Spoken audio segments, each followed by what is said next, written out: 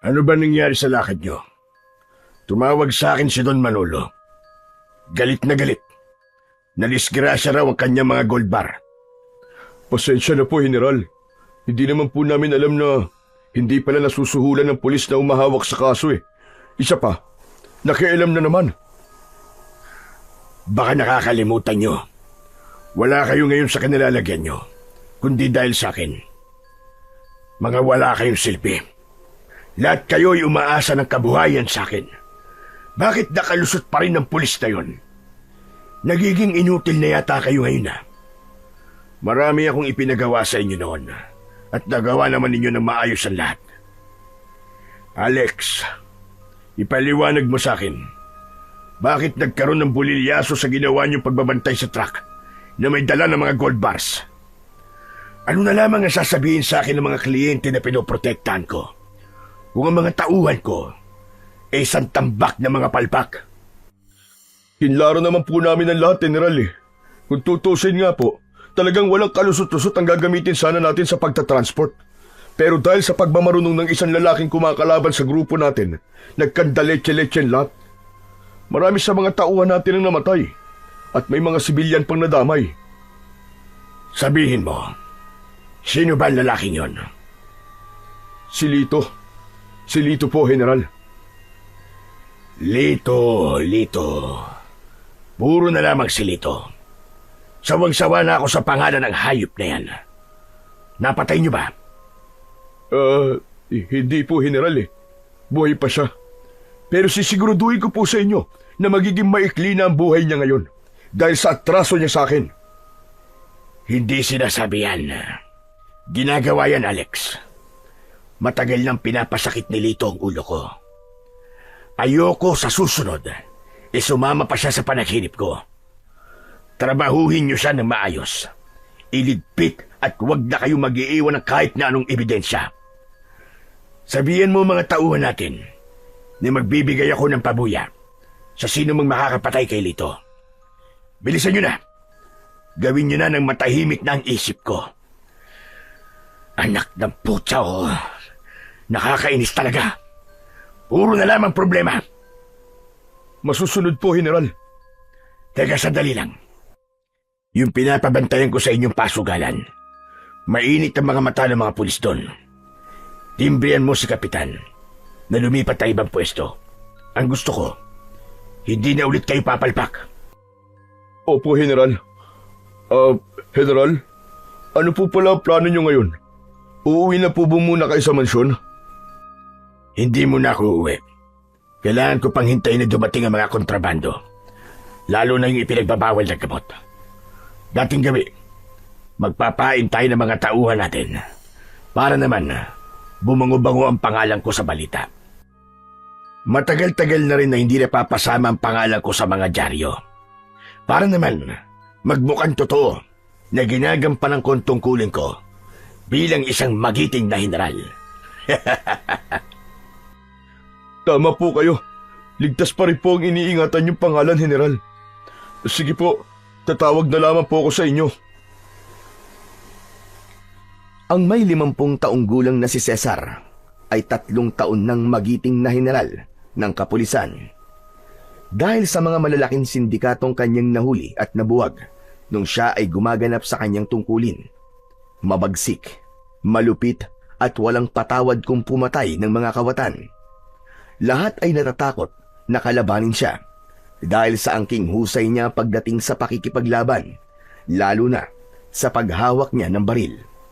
At ngayon ay may sarili na siyang grupo na ang husay ay katumbas ng SWAT ng Pilipinas na kung tawagin naman nila ay Batalyon Jungler. 5 beses din siyang nagkamit ng parangal bilang isang sharpshooter ng Pilipinas. Nakipagtagisan pa noon sa iba't ibang bansa para sa nasabing titulo. Pero lingid sa kaalaman ng lahat, isa rin siyang protector syndicate. Milyon-milyon ang kinikita niya sa loob lamang ng 1 linggo. At dahil sa pagkakasilaw niya sa salapi, mas lalo siyang naging masama. Kaya hindi maiiwasan na marami na sa mga nagiging kalaban niya ang naghahangad na mapabagsak siya. Karamihan sa mga yon ay mga kabaro din niya na mga halang din ang bituka na kayang magpakamatay para lamang mapatay siya. Pabagsak niyang ibinaba ang dyaryo nang mabasa niya ang balita tungkol sa pagkakakumpiska ng gold bars kahapon. Buwisit na balita na yan. Wala na ba itong katapusan? Hoy, ikaw, Isko. Tawagin mo nga si Alex. Sabihin mo na unahin mo ng patahimikan ng reporter na nag-uugnay sa pangalan ko. Gawan ka mo ng paraan. Pabihira na yan, oh. Tatanda ko nito ng maaga kapag laging problema na lamang ang nangyayari sa paligid ko. Dala ng matinding galit ay nilamukos niya ang hawak niyang dyaryo at itinapon sa labas ng bintana ng kanyang sasakyan. Saka nagsindi ng kanyang sigarilyo at tiimbagang na napatitig sa labas ng bintana. Bigla niyang nahawakan ang kanyang kwintas na gawa sa asero. Bigay pa yon ng kanyang ama bago ito namatay sa kamay ng mga tulisan na umambush sa sinasakyan nito. Isang pulis at tapat sa serbisyo ang kanyang ama. Sa tuwing naaalala niya ang panahon na yon, kung paano itong namatay sa harap niya, mas lalo niyang gustong maging isang masamang general. Dahil alam niya, nasa mga pulis mismo na kasama ng kanyang ama nagsimula ang lahat. At ang mga ito mismo ang nagpapatay sa kanyang ama. Kaya ang pagiging tapat sa serbisyo, katangahan lamang yun. Kita mo na, Tay, isa na akong general ngayon. Ganito dapat ang ginawa niyo dati. Di sana'y buhay pa kayo hanggang ngayon. Palagi niyang sinisisi ang kanyang ama sa nangyari dito. Dahil magmula nang mamatay ito, ay naghirap silang mabuti ng kanyang ina hanggang sa mamatay ang kanyang ina dahil sa gutom at sakit. Ilang beses siyang nagpalipat-lipat ng pangangalaga sa mga taong hindi naman marunong magmahal ng anak, hanggang sa matagpuan niya ang pulis na umampon sa kanya. Ito ang nagpamulat sa kanya ng ganitong gawain, hanggang sa dumating rin ang araw na pinatay din ito ng kapwa pulis nito na isang babae. Yun na rin ang naging dahilan kung bakit wala siyang seneryosong relasyon. Kapag gusto niya ng isang babae, ay pumupunta lang siya sa isang nightclub na sakop ng kanyang pinoproteksyonan. Napapangiti na lamang si Cesar kapag naaalala niya ang sarap ng buhay na tinatamasa niya ngayon. Maya-maya pa ay tumunog naman ang kanyang telepono at ang nasa kabilang linya ay si Alex. Hello po, General. Hawak na po namin si Lito. Ano pong gusto niyo gawin namin sa kanya? Magaling. Hindi talaga ako nagkamali sa iyo, Alex. Nasaan kayo ngayon? Hintayin niyo ako dyan. Ako mismo ang papatay sa inayupak na yan. Nandito po kami sa dating hideout, General. Hihintayin po namin kayo dito. Isko, sa hideout. Doon tayo. Bilisan mo. Mabilis na itinapon ni Cesar ang hawak niyang sigarilyo, saka isinarado ang bintana ng kanilang sasakyan. Saka naman binuhay ni Isko ang makina ng kanilang SUV. Kasunod ang kanyang mga tauhan na palaging nakabuntot sa kanilang sasakyan. Halos wala pang isang oras ay narating na nila ang kanilang hideout. Isang maliit na bahay na gawa sa bato at makaluma ang estilo ng lugar na pinagdalhan ng kanyang mga tauhan. Dito nila madalas ginagawa ang pagpaslang sa mga taong kumakalaban sa kanyang grupo. Malayo ito sa mga bahay at nasa gitna ng palaisdaan. Kahit na anong gawing pagsigaw ng kanilang mga nagiging bihag ay walang makakarinig dito. Malalaki ang mga hakbang ng kanyang paa na diretso siya sa basement ng bahay. Tumambad sa kanyang paningin ang nanghihinang si Lito habang nakagapos ito sa bangko. Bumangon ang galit sa kanyang dibdib dahil sa ilang beses nitong pangingialam sa kanyang mga transaksyon. Sa wakas, nagkaharap din tayong dalawa, Lito. Kumusta? SPO4, Lito Sandoval. Ayop ka. Talagang di ako nagkamali. Ikaw ang may pakana nito. Magbabayad ka sa akin. Kapag nakawala ko rito, lintik lang ang walang ganti. Ibubunyag ko sa lahat ang anomalyang pinaggagawa mo. Isa kang malaking kahihiyan, hayop ka. Anong kahihiyan ang pinagsasasabi mo? Para namang ang linis-linis ng gawain mo. Marami rin akong nalalaman sa'yo. Ang ipinagtataka ko lamang kung bakit mas gusto mong pinakikialaman ang buhay ko. Isa kang inggiterong pulis tagahaman. Nakakalimutan mo yata kung sino ang binabangga mo. Mamamatay ka rin sa mga kamay ko, hayop ka. Yun ang hindi ko kakalimutan, General. Yun ay kung mabubuhay ka pa, Lito. Marami na akong iniligpit na mga katulad mong hindi marunong makontento sa sariling kita. At pati ang diskarte ng iba ay pinakikialaman pa. Huwag kang mag-alala. Magkakaroon ka naman ng pakinabang kapag namatay ka na eh. Bubusugin mo mga alaga kong buwaya. Yun ang nararapat sa mga taong may itim ang budhi na kagaya mo. Mas maitim ang budhi mo sa akin, General. Peking general na nagtatago sa maskara mo bilang isang santo. Yun pala, ay ginagamit mo lamang ang batas para sa pansarili mong kapakinabangan. Talaga palang matapang ka eh. Kung naiinggit ka sa diskarte ko, humanap ka na sa'yo. Hindi yung pinakikialaman mo pa ang mga negosyong nasasakupan ko. Siguro ay ikaw rin na may pakana sa pasugalan ko na natuntun ng mga pulis, ano? Sumagot ka. Hindi lang yan ang kaya kong gawin, General. Dahil pababagsakin talaga kita. Walang makakapagpabagsak sa akin, Lito. Isa akong general. Pader ako. At sino naman ang maniniwala sa'yo? Lumapit si Cesar sa harap ng lamesang kinauupuan ni Lito. Binunot niya ang paborito niyang patalim na palagi niyang inilalagay sa kanyang paa. Inilantad niya yon sa harapan ni Lito. Bakas sa mukha ng lalaki ang matinding takot. At kahit nakagapos ito, ay nagpupumilit pa rin itong makawala sa pagkakatali. Anong gagawin mo? Hayop ka talaga! Huwag kang matakot. Baka magkandaihi ka niya sa pantalon mo. Papatayin lang naman kita at ipapakain kita sa buwaya na nasa kabilang palaisdaan.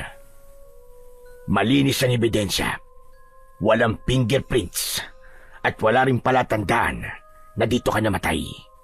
Dahil wala namang nakakita sa'yo nang kinuha ka ng mga tauhan ko eh. Malinis ang aking pangalan at mahusay ang aking mga tauhan. Madali na nilang magagawa ng paraan ang magiging dahilan ng pagkawala mo. Hindi ko dudungisan ang kamay ko sa isang katulad mo lamang. Alex, ikaw na ang bahala sa ungas na ito. Pahirapan na muna nyo bago nyo patayin. Bago umalis, ay pinagsususuntok na muna ni Cesar ang mukha ni Lito. Sabay talikod niya at kinindatan niya si Alex habang nakangiti ito. Sa kanya muling isinuksok ang kanyang patalim sa kanyang paa.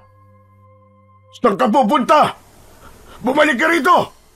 Hindi niyo to pwedeng gawin sa akin! Huwag ka nang mag-aksaya ng lakas mo, Lito. Ipagkakait mo ba ang mga laman loob mo sa mga buhaya? Habang naglalakad siya palabas ng bahay, ay naririnig pa rin niya ang malakas na sigaw ni Lito habang panay ang pagmumura. Itinaas niya ang kanyang kanang kamay na parang nagpapaalam siya rito. Pagbalik niya sa garahe, ay mabilis din na pinaandar ni Isko ang kanilang sasakyan, kasama ang kanyang tauhan na palaging nakasunod sa kanya. 2 motor ang nasa unahan ng kanyang sasakyan at 4 naman na van ang nasa hulihan ng kanilang SUV. Lahat yun ay punong-puno ng kanyang mga tauhan, habang ang mobile car naman ay naiwan kay Alex. Pagkalipas ng ilang oras, ay nakarating na siya sa kanyang mansyon. Pagdating niya roon, ay may mga pulis din na naghihintay sa kanya. Mataas ang respeto ng mga ito sa kanya, na ang iba ay wala pang alam sa kanyang mga lihim na gawain.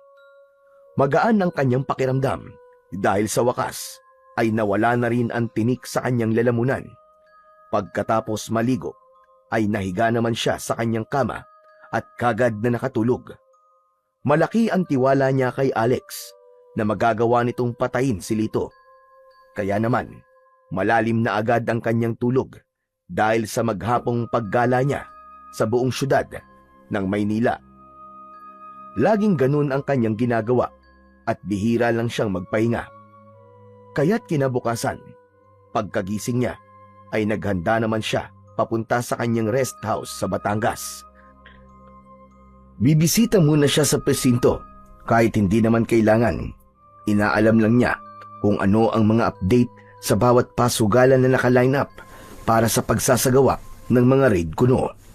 May tao rin siya na taga-timbre sa kanya para maunahan niya ang mga pulis sa gagawing raid.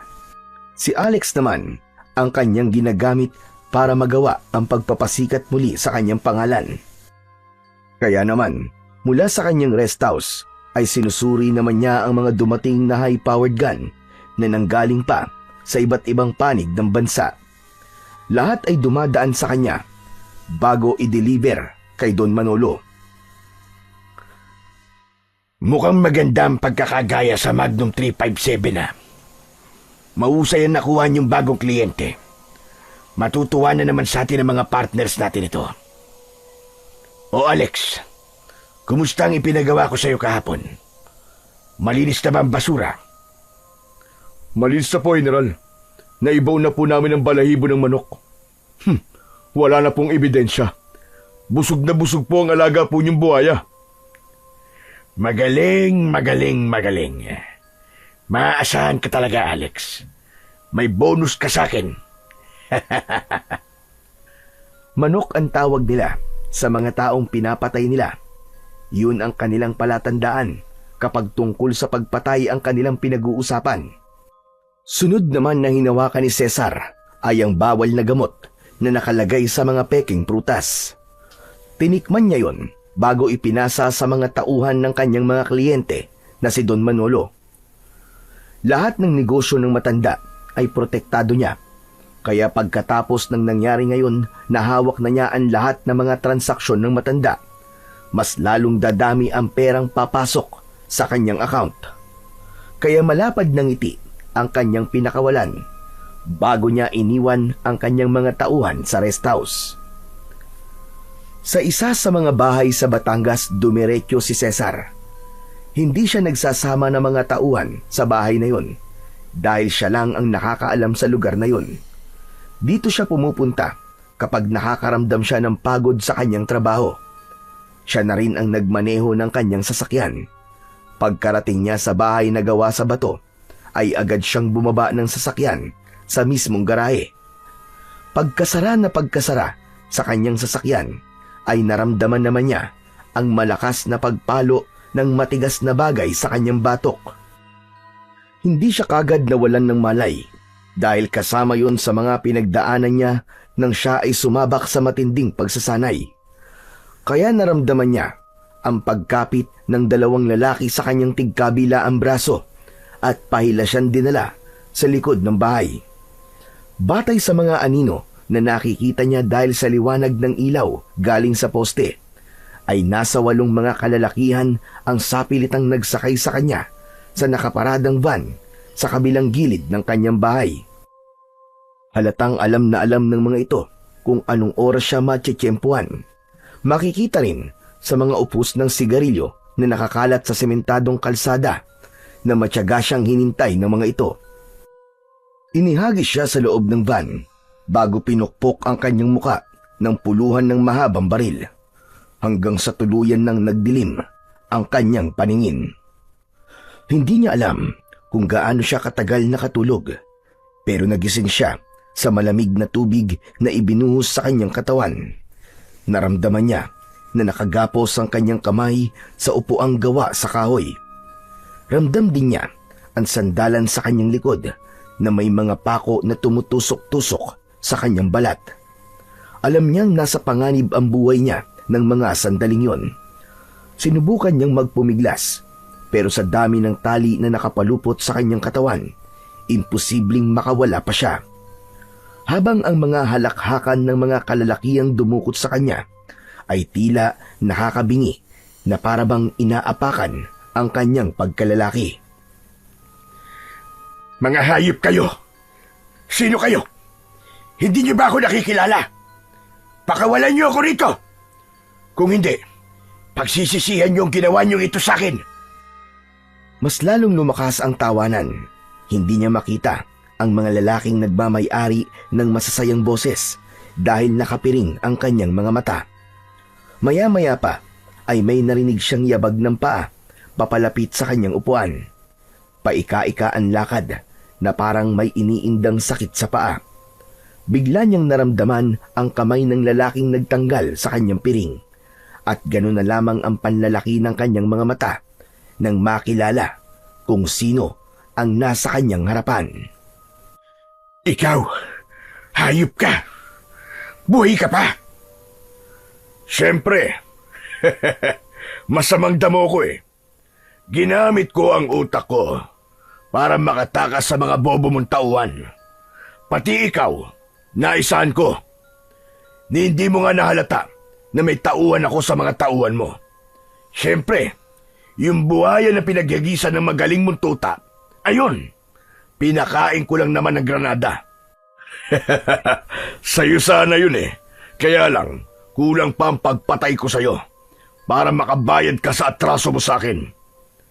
Siya nga pala, bago ko makalimutan, naalala mo ba sinabi ko na kapag nakatakas ako, lintik lang ang walang ganti. Kaya heto na, aanihin mo na ngayon ang ganti ko. Tumayo si Lito sa harapan ni Cesar. Nagsuot ito ng liabe sa kamay. Malalakas na suntok ang tumatama sa kanyang dibdib. Halos nahirapan siyang huminga dahil sa liabe na tumatama sa kanyang dibdib at muka. Maya-maya pa ay kinuha nito ang kalibre 45. Hinampas siya nito sa kanyang muka hanggang sa umagos ang dugo sa kanyang pisngi at labi. Idinura niya yon at matapang na sinalubong ang masamang tingin ng lalaki sa kanya. Talagang desidido si Lito na patayin siya. Ni hindi ito natatakot sa kung ano ang katayuan niya sa pulisya. Bakas sa mga mata nito ang matinding galit. Ang totoo ay iniutos sa akin ng kabilang grupo ang pagpatay sa'yo. Masyado na malaki ang nawawala sa kanila dahil iba ang binibigyan mo ng proteksyon. Aagawin ko sa'yo ang lahat ng nasa'yo, pati na ang mga tauhan mo. Kung sa bagay, wala na rin namang silbi yun dahil hindi ka nasisikatan ng araw. Huwag kang magsalita ng tapos, Lito. Sana pala, ako na mismo ang pumatay sa iyong hayop ka. Dahil sa oras na makawala ko rito, hindi ko nahahayaang makawala ka pa. Wala nang sana-sana dahil wala ka ng pagkakataon para kumanti sa akin. Isa ka na ngayong inutil na general na nakabalandra sa sarili mong basura. Pero huwag kang mag-alala. Hindi naman kita rito papatayin eh. Dadalhin ka namin sa lugar kung saan walang makakakilala sa'yo. Sa isang lugar na bihira ang tao at kinatatakutan ng mga tao na puntahan. Kumuha si Lito ng mahabang yantok at paulit-ulit na pinaghahampas sa ulo si Cesar. Ipinalagay niyang yun na ang kanyang katapusan dahil sa sakit na nararamdaman niya sa mga tama ng kahoy sa kanyang muka at ulo hanggang sa tuluyan nang nawalan siya ng malay. Nang magkamalay siya, ay naramdaman niya ang pagsayad ng kanyang paa sa lupa. Habang kinakaladkad siya sa damuhan, kitang-kita niya rin ang pagpatak ng dugo sa lupa bago siya tuluyang binitiwan ng mga ito. Tahimik ang paligid na kahit hindi niya halos makita ang lugar dahil madilim, ay alam niyang nasa loob siya ng kagubatan. Dinig na dinig din niya ang ingay ng mga kuliglig na nasa palibot ng kanyang kinaroroonan hanggang sa naramdaman niya ang pananakit ng kanyang katawan. Kasunod, ang pag-alingaw-ngaw ng malalakas na putok ng baril na tumama sa kanyang dibdib. kasabay ng paghagis sa kanya sa bangin.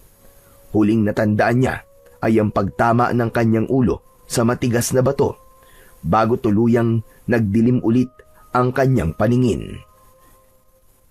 Nagising si Cesar sa isang silid na hindi pamilyar sa kanya. Nakakunot ang kanyang noo dahil wala siyang maalala kung bakit siya nasa bahay na yon. Maya-maya pa ay narinig niya ang yabag ng paa papasok sa silid. Kaya't napabalikwas siya ng bangon at naghintay sa pagpasok ng may-ari ng yabag. Napasiksik siya sa dingding habang nagtataka sa mga nangyayari sa kanyang paligid. Mabilis din ang tibok ng kanyang puso dahil sa pag-aalala. Ipinagtaka niya rin ang mga benda sa kanyang katawan, maging sa kanyang ulo. Nanginginig ang kanyang kamay na nahaplos niya ang kanyang ulo dahil sa matinding sakit. Masasakit din ang kanyang katawan na parang nanggaling siya sa matinding pambubugbog. Aba, mabuti naman at gising ka na. Kumusta na ang pakiramdam mo? Sino kayo? At nasan ako? Anong nangyari sa akin? Saglit lang. Isa-isa lang ang tanong. Ang mabuti pa inimin mo na muna itong salamat. Naggumanda ang pakiramdam mo kahit papano. Huwag kang matakot sa akin.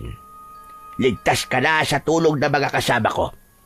Kaya sige na, inimin mo na muna itong salamat. Makatutulong to para gumanda ang iyong pakiramdam. Hindi ko iinumin yan. Sino ba kayo?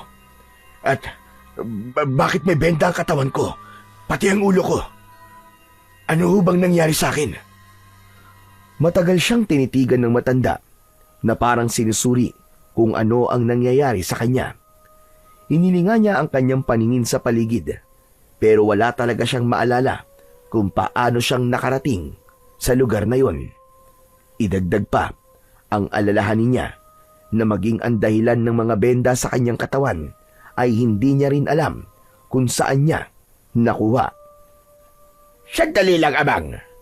Sigurado ka ba wala kang maalala sa mga nangyari sa'yo?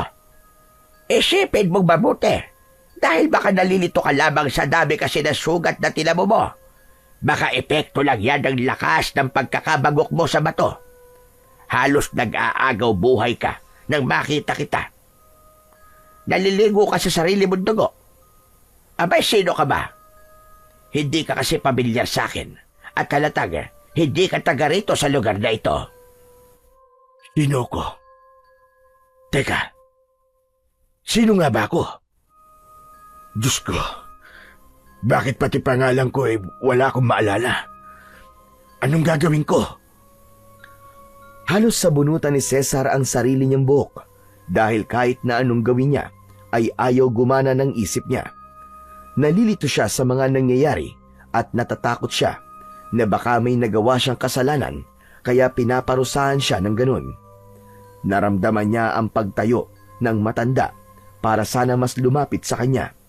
Kaya lang, pinigilan niya ito dahil kahit ang matandang kausap niya ngayon ay hindi rin niya maalala kung sino. Nakuyom niya ang kanyang kamao habang nakatingin sa muka ng nag-aalalang matanda. Pilit na inaalala ni Cesar kung sino ba siya at kung ano ang pangalan niya. Pero habang iniisip niya yon, ay tumitindi naman ang pananakit ng kanyang ulo. Kaya naman, dahil sa sakit, ay napahawak siya ng mahigpit sa kanyang ulo at napasigaw ng malakas. Ah! At sakit! Bakit ganun? Bakit wala akong maalala? Tatang, sabihin niyo, sino ho ba ako? Kilala niyo ho ba ako? Huwag mo na lamang piliting maalala kung sino ka, Amang. Baka mas lalo lamang makasama sa kalagayan mo yan. Huwag kang magmadali. Dahil siguro sa laki ng pinsalang natamo mo sa ulo, kaya pansamantala kang nawalan ng alaala. Ngunit huwag kang mag-alala. Dahil naniniwala kong hindi magtatagal, ay babalik din ang alaala mo. Pasensya ka na kung hindi kita nadala sa ospitalan dahil sa naging tama ng bala ng baril sa dibdib mo. Malaking investigasyon pa ang mangyayari kapag nakarating ito sa mga pulis. Baka maging dahilan din yon para makarating pa sa mga taong gustong pumatay sa'yo na buhay ka pa hanggang ngayon. Mabuti na lamang at mababaw lamang ang baon ng bala sa dibdib mo dahil tumama yon sa palawit ng kwintas mo. Ano? Kwintas? Oo, iniligtas ka na suot mo kwintas. Itinago ko yun sa baul. Mahirap na kung merong makakakitang ibang tao. Ngayong hindi mo pa naaalala kung ano ang pangalan mo. Ang mabuti pa yung pangalan na lamang na nakaukit sa likod ng kwintas mo ang gagamitin mo. Cesar. Cesar ang nakita kong nakalagay roon. Baka ngayon pa ang totoo mong pangalan. Parang may kung anong bahagi sa kanyang isip ang nasaktan nang mabanggit ng matanda ang pangalang Cesar. Siguro ay yun nga ang kanyang pangalan. Kaya naman, napatango na lamang siya sa matanda bilang pagsang-ayon. Sa kanya lamang napagmasdan ang itsura ng matanda. Mahaba ang kulay puting balbas at buhok nito. May hawak itong tungkod at may suot na sayang puti. Kung titignan, para itong nasa 100 taong gulang na dahil sa kulubot nitong balat. Iniabot nito ang baso na may laman na salabat. Nanginginig ang kanyang kamay na tinanggap yon. Saka dinala sa kanyang bibig at sinimsim ang laman nun. Gumuhit ang anghang at init sa kanyang lalamunan. Kaya naman, naramdaman niya ang pagganda ng kanyang pakiramdam na parang binigyan siya ng kakaibang lakas. Habang wala ka pagpaalala sa pagkatao mo, mas makabubuting dumito ka na muna sa bahay ko. Gaano na ho ba ako katagal na nasa bahay nyo? Saka, hindi ko pa rin ho kayo kilala. Sino ho ba kayo, Tatang? Ako si Kakang Teban, isang albularyong erbitanyo. Halos 1 linggo ka nang walang malay dito sa bahay ko. Marami ang mga taong nagtutulog-tulog para bantayan ka. Lahat sila ay gabi-gabi na nagpapalitan sa pag-aalaga sa'yo. Mamaya lamang makikilala mo na sila. Marami pong salamat sa pagkakaligtas nyo sa akin, Kakang Teban. Nasaan po ba ako ngayon? Anong lugar po ba ang napuntahan ko? Naririto ka sa Mindanao, Cesar. Sa liblib na baryo ng Hulo. Batay sa napapansin kong punto ng pananalita mo, halatang hindi ka taga rito. Siguro galing ka pa ng Maynila na itinapon sa baryo namin. Marami ang itinatapon na katawan sa baryong ito. Palibhasa ay kagubatan, kaya ginagawa na lamang nilang tapunan ng mga patay. Swerte ka, dahil ikaw lamang ang nakaligtas sa lahat ng mga biktima ng mga taong ito. Hanggang ngayon ay wala pa rin kaming nagagawang aksyon para mahuli ang mga walang hiyang nagtatapon sa aming lugar ng mga bangkay dahil gumagamit sila ng mga helikopter. Hindi ko po maintindihan kung bakit nangyari po ito sa akin at kung ano po naging atraso ko para sapitin ko ito. Ang mahalaga ay nakaligtas ka. Sa nakikita ko naman sa iyo hindi ka naman masamang tao. Biktima ka lang ng karahasan. Parang may kurot sa puso ang dating ng mga narinig niya mula sa matanda. Pakiramdam niya, tutol ang kanyang kalooban sa sinabing yun ni Kakang Teban. Maya-maya pa ay may nagkakaingay na sa labas. Masasayang boses ng mga tao na tila nag-uunahan sa pagpasok. 2 babae at 3 lalaki na halatang may mga asawa na. Nakangiti ang mga ito nang makita siya. Ang babaeng mahaba ang buhok ay napayakap pa sa gilid ng pintuan habang nagpapapungay ng mga mata sa kanya. Sinabi nitong gising na raw ang pinakapoging lalaki na nakilala nito. At dahil sa kabutiang loob ng mga ito, tumayo siya at lumapit sa mga ito para magpasalamat. Ang isa pang ang babae na hindi napigilan ang sarili ay napayakap pa sa kanya ng maigpit dahil sa labis na tuwa. Kaya muli niyang naramdaman ang pagkirot ng sugat niya sa dibdib na kaagad din namang napansin ng matanda. O siya, tama na yan. Hindi pa masyadong magaling ang pasyente nyo. Inaasahan ko na walang ibang makakaalam ng tungkol sa kanya. Lalo pa, at wala siyang maalala tungkol sa nakaraan niya. Nagkakaintindihan ba tayo? Marami nga po palang salamat sa pagkakaligtas niyo sa akin. Asahan niyo po, nasusuklian ko po ang lahat ng kabutihang ipinakita niyo sa akin. Muli siyang naupo sa katre na gawa sa kawayan, pero hindi kagad umalis sa kanyang harapan ang 5 mga bisita. Nagkakatinginan ang mga ito bago muling titingin sa kanya. Baka sa mukha ng mga ito ang matinding pag-aalala. Pakiramdam niya ay may gusto itong itanong sa kanya na hindi lang nito magawang simulan. Sige na. Hayaan na nating makapagpahinga na muna si Cesar. Hindi pa siya lubusang magaling. Sige na, Cesar. Magpahinga ka na muna. Iiwan ka na muna namin. Marami pa kaming dapat na asikasuhin. Nang mawala sa kanyang paningin ang mga tao, ay saka lamang bumundol ang kaba sa kanyang dibdib. Nag-aalala siya na baka tuluyan na ngang wala siyang maalala tungkol sa kanyang nakaraan. Mabilis niyang pinagmasdan ang kanyang kamay sa pag-aakalang may wedding ring siyang suot na makapagpapatunay na may pamilya siyang naiwan. Saka lang siya nakahinga ng maluwag nang makitang malinis ang kanyang daliri at walang bakas na may suot siyang singsing. Sino ka nga ban talaga? Bakit wala akong maalala? Hindi niya namalayan na muli siyang nakatulog sa katre habang nakaupo. Nagising na lamang siya sa pagkakaroon ng malakas na ingay sa labas ng bahay. Humihingi ng tulong, maging ang natatarantang boses ng matanda ay naririnig din niya. Mabilis siyang napabalikwa sa pagkakaupo at kaagad na lumabas ng kanyang silid. Tumambad sa kanyang paningin ang mga nilalang na pilit pumapasok sa bakuran ng matanda, habang ang mga tao ay takot na pilit hinaharangan ang tarangkahan ng bakuran.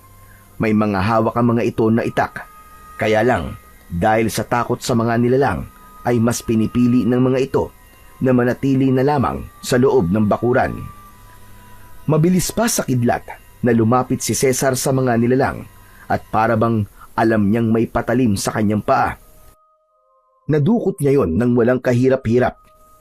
Tinalon niya ang bakod. Nang nasa labas na siya, ay isa-isa niyang inasinta ng kanyang punyal ang mga nilalang.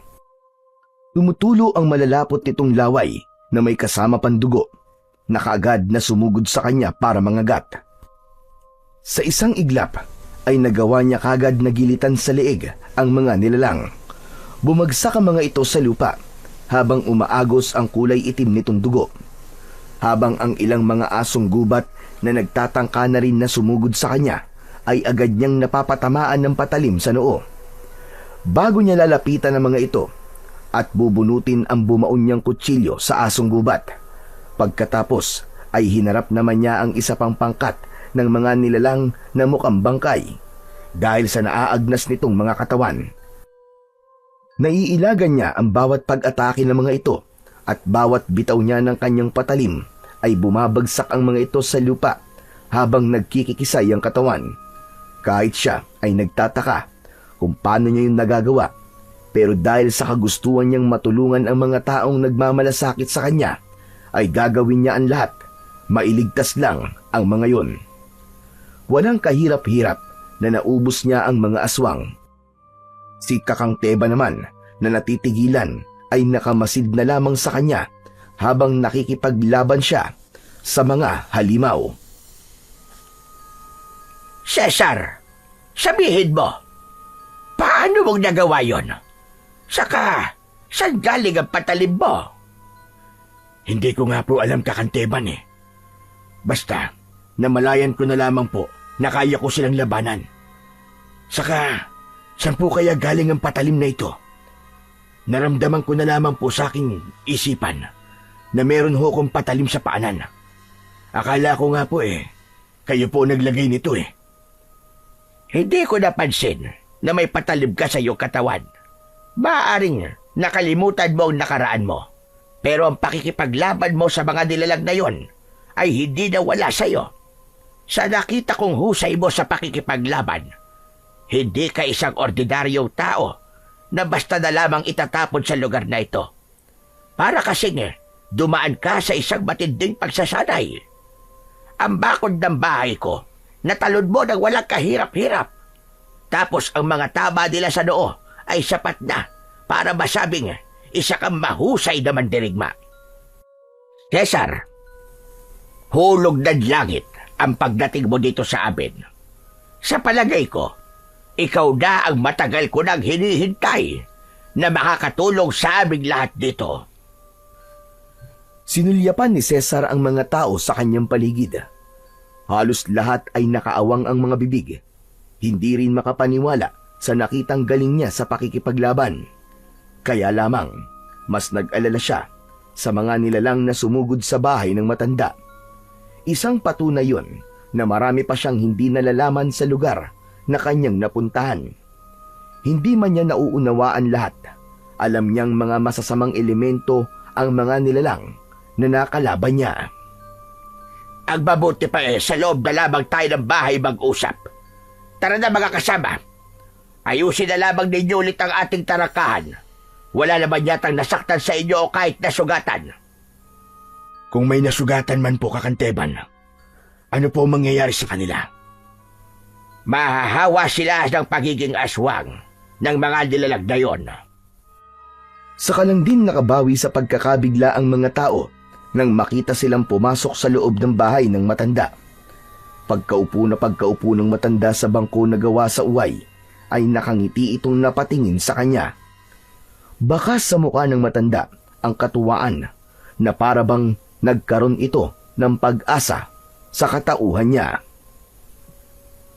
Ang totoo niyan, Cesar, matagal na akong naghahanap ng lalaking may kakayahang makipaglaban na kayang tapatan ang lakas ng isang immortal o mga nilalang na nakatira sa kabilang dimensyon ng mundo natin. Matagal na namin iniiwasan ang pagsalakay ng mga aswang na dalahig. Sila ang mga kamag-anak ng mga amalanhig. Bukod sa kanila, ay meron silang pinuno na balak gawing aswang ang mga taong nakatira sa baryong ito. Kakaunti na lamang ang natitirang normal na tao sa lugar na ito, Cesar.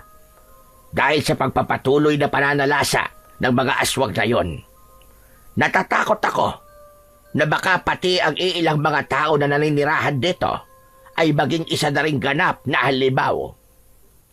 Aswang na dalahig? Anong uri po sila ng mga aswang? Saka, bakit niyo po ito sinasabi sa akin? Dahil kailangan ko ang tulong mo, Cesar. Ang mga aswang na dalahig, sila ang mga nilalang na pumapatay ng mga tao na kapag hindi nasusunog ang kanilang mga nagiging biktima, ay muling mabubuhay sa 3 oras at magiging isa ng ganap na dalahig o halimaw.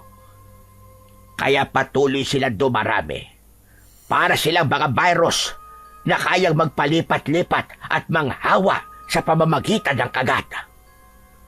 Narinig ni Cesar ang mga yabag ng paa, papalapit sa kanilang kinaroroonan. Kanya-kanya ng pakiusap ang mga ito na tulungan sila na makalaya sa mga aswang na dalahig. Nakita namin kung gaano kakahusay pagdating sa pakikipaglaban. Pero hindi ka namin pipilitin kung ayaw mo, Cesar.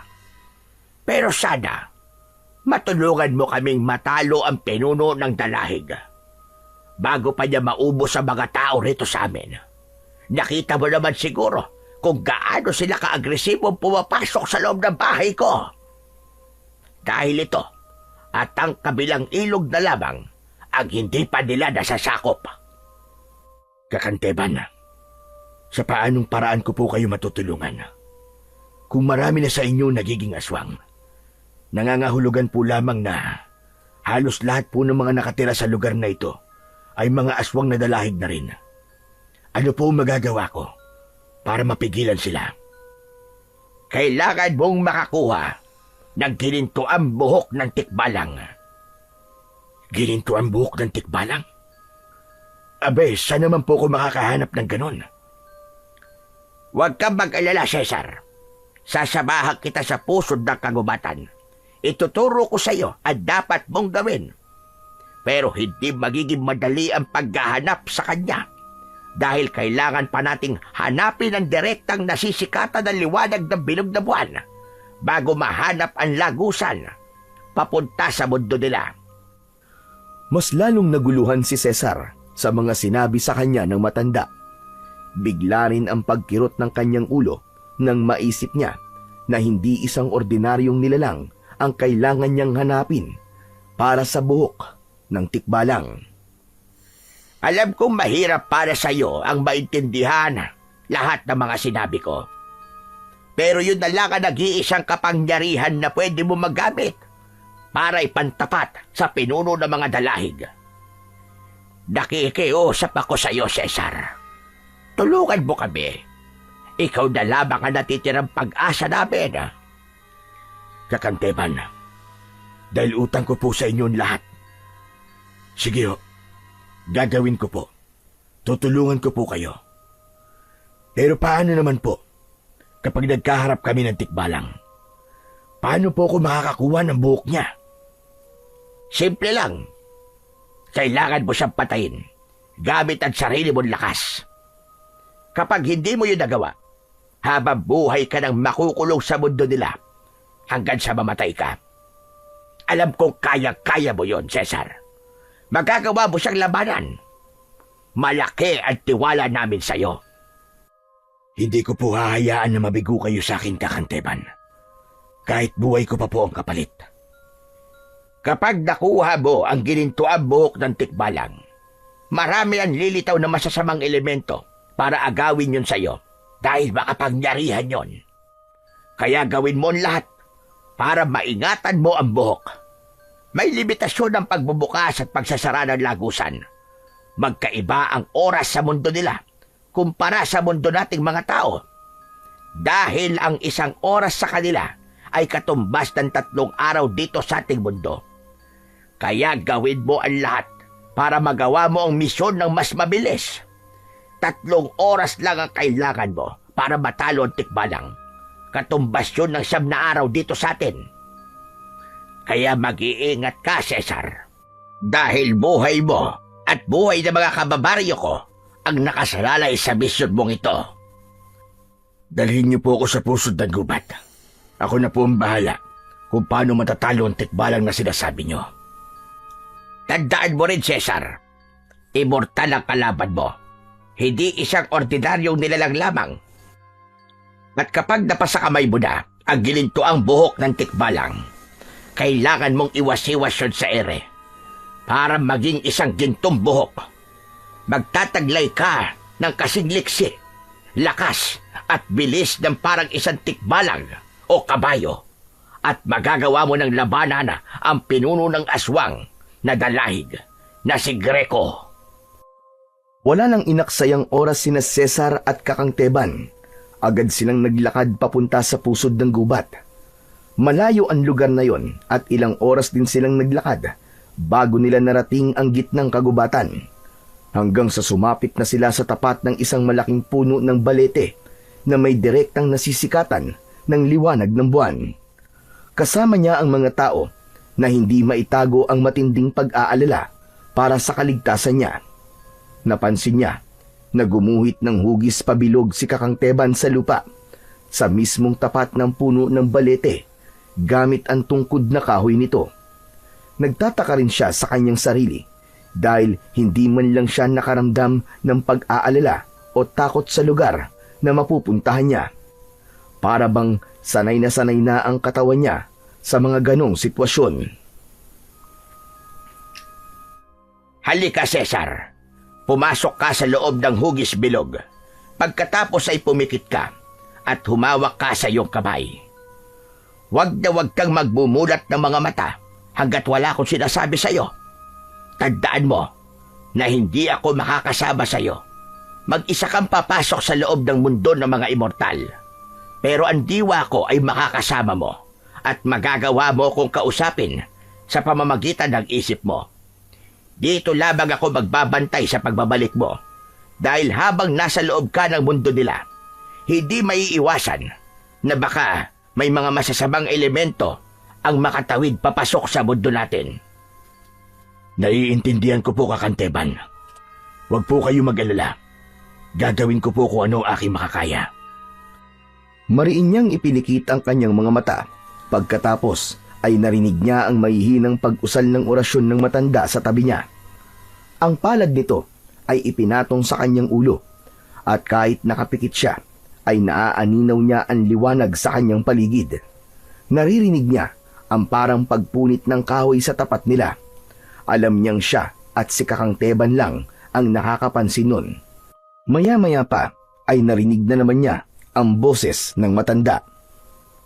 Sige na, ibulat mo na ang mga mata mo, Cesar.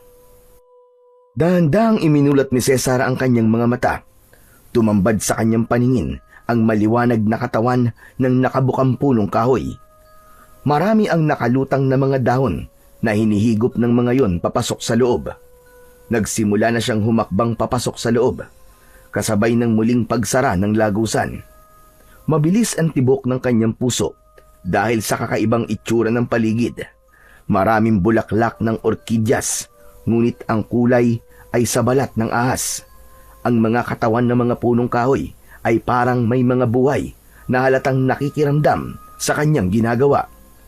Ramdam na ramdam din niya ang malamig na simoy ng hangin sa kanyang balat. Ang mga ibon biglang nagkagulo nang makita siyang naglalakad. May ilog din sa gilid, ngunit pabaliktad ang agos ng tubig. Imbis na pababa, paitaas ang agos nito. Parang may kung anong malakas na enerhiya na gumagabay sa kanya. Kasunod ang tinig na naririnig niya sa kanyang isip. Boses yun ni Kakang Teban. Cesar, sundan mo lamang ang mga sasabihin ko sa'yo. Huwag kang mag-alala. Kahit nasa labas ako at hindi kita kasama, ay magagawa ko pa rin makipag-usap sa'yo gamit ang aking kakayahan. Huwag kang padadala sa mga itsura ng nasa loob. Hindi totoo ang ganda ng paligid. Kakanteban, paano ko po malalaman na nasa paligid ko lang ang tikbalang? Kung mapapansin mo ang bulaklak ng orkidyas ay itsura ng balat ng ahas, magbabago ang kulay niyan kapag nasa tabi nito ang tikbalang. Huwag ka magpapahalata na nararamdaman mo siya at alam mo kung naririyan siya. Hayaan mo siyang lumapit sa iyo. Nasa buhok din ng tikbalang ang kanyang kahinaan, kaya kailangan mong maging alerto.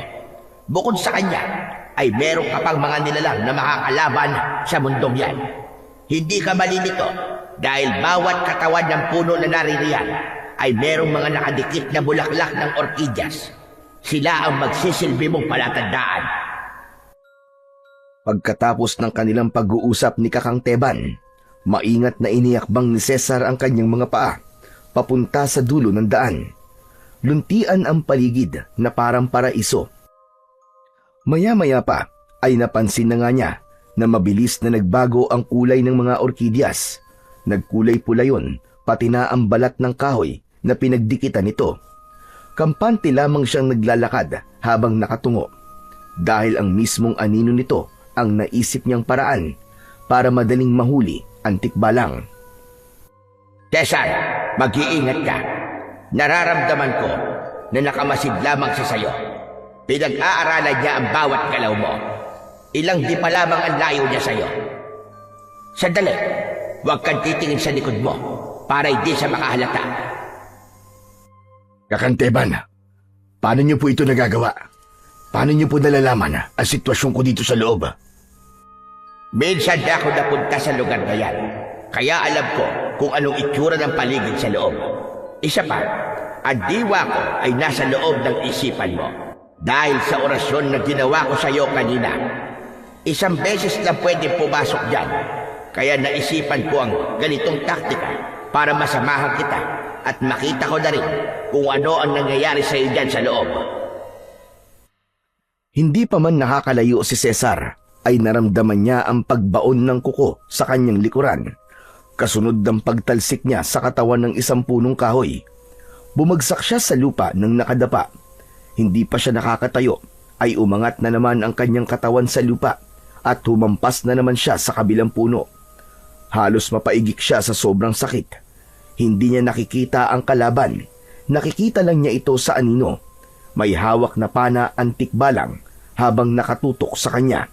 Saktong pagbitiw nito sa pana ay nakailag naman siya sa tiyak na pagtama ng palaso sa kanyang katawan. Nahabol pa niya ng tingin ang pinagbaunan ng pana sa katawan ng puno. Sa anino lamang siya bumabase para makalaban sa tikbalang. Saktong pagsipa niya sa ere ay narinig niya ang pagbagsak ng nilalang sa lupa.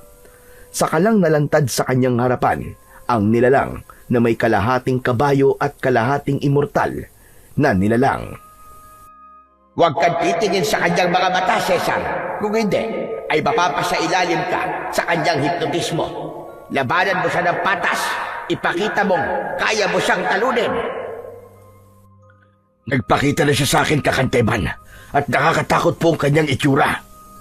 Huwag kang magpapahalatang natatakot sa kanya, Cesar. Yan ang magiging kahinaan mo laban sa kanya.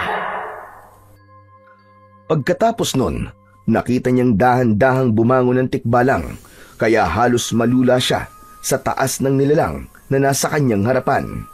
Bukod pa ron, ang kanyang dibdib ay muling nanakit dahil sa pagtama ng kamao ng tikbalang sa kanyang dibdib. Wala nang ibang paraan. Kailangan ko nang gamitin ang aking punyal. Isa lamang sa ating dalawa ang mamamatay, tikbalang. At hindi ako yun. Ngumisi ang tikbalang na nagpalitaw sa malalagari nitong mga ngipin, pati na ang mga halinghing nito na bahagya pang iniaangat ang unahang paa bago muling itinutok ang pana sa kanyang muka. Kaagad nitong binitiwan ang palaso para sana ay patamaan siya sa muka.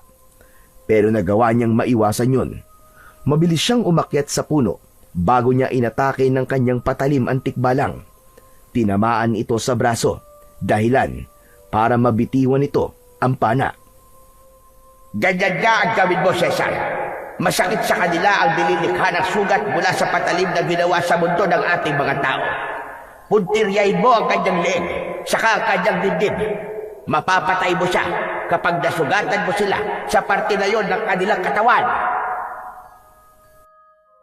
Subalit may bahagi ng puso ni Cesar na tumututol na patayin ang tikbalang.